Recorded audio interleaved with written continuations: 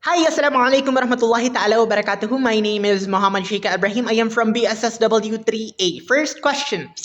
Social workers integrate gender and cultural sensitivity to ensure that disaster response is inclusive and effective. Different groups such as women, children, LGBTQIA, other cultural groups, and even religious groups we all experience disasters in unique and different ways, diba? For instance, evacuation centers may provide separate spaces to protect the women, or like let's say the pregnant women or lactating women against gender-based violence, ganon. And sometimes dapat always si relief distribution, we should always prioritize si pregnant and lactating women. Ganon, sila, the children. Yan. And then cultural sensitivity is equally important as social workers respect local customs dapat. Beliefs, yan, languages, and religious practices. For example, um, Muslims should not and will not eat pork. So like the ayuda, the foods that we give in evacuation centers must not contain pork and stuff like that. Ganon. Like, we become sensitive ba? We consult the community leaders, we use culturally appropriate communication, we avoid imposing solutions that might be in conflict with local values. Kaya, like what I have said earlier. Yan. And then, to the second question, ano yun? Psychosocial first aid or PFA aligns closely with the crisis intervention approach because both focus on immediate support and stabilization.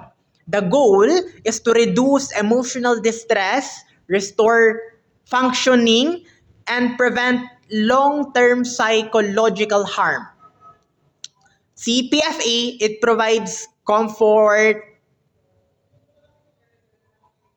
reassurance, safety, and practical help in the first hours or days after the disaster. Social workers follow steps such as stabilizing safety, building rapport, assessing needs, offering emotional support, and connecting survivors to further like other services na makakatulong sa kanila that might help them, like crisis intervention and stuff like that.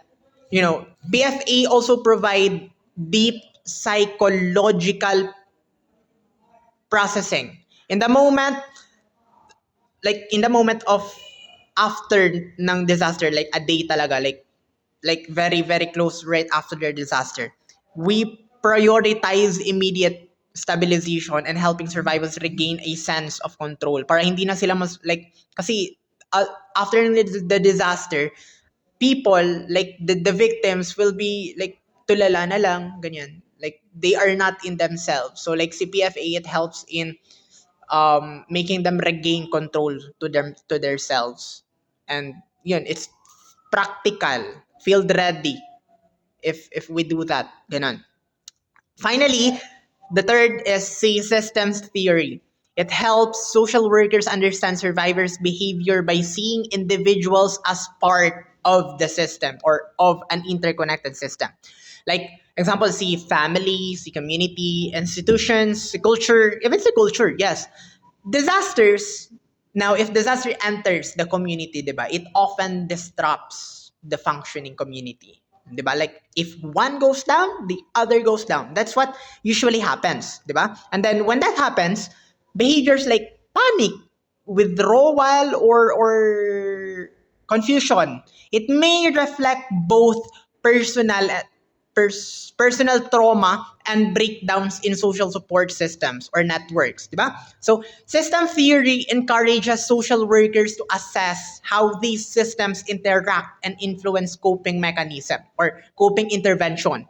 And then, we focus not only on the individual needs, kung ano yung problema ni tao like what the problem of the individual is, but also on restoring connections or strengthening support networks and coordinating resources across agencies. Like, it's a system, right? So, interconnected. Like, marami ang kailangan. Ganon.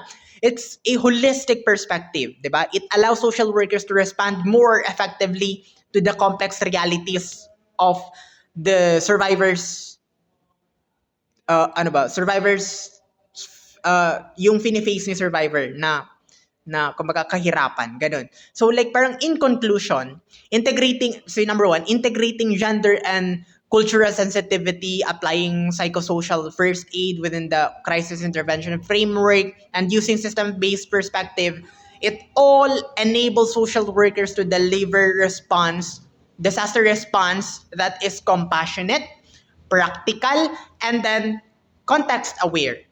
Diba? So, that's my answer. I believe it is short. Like, yan.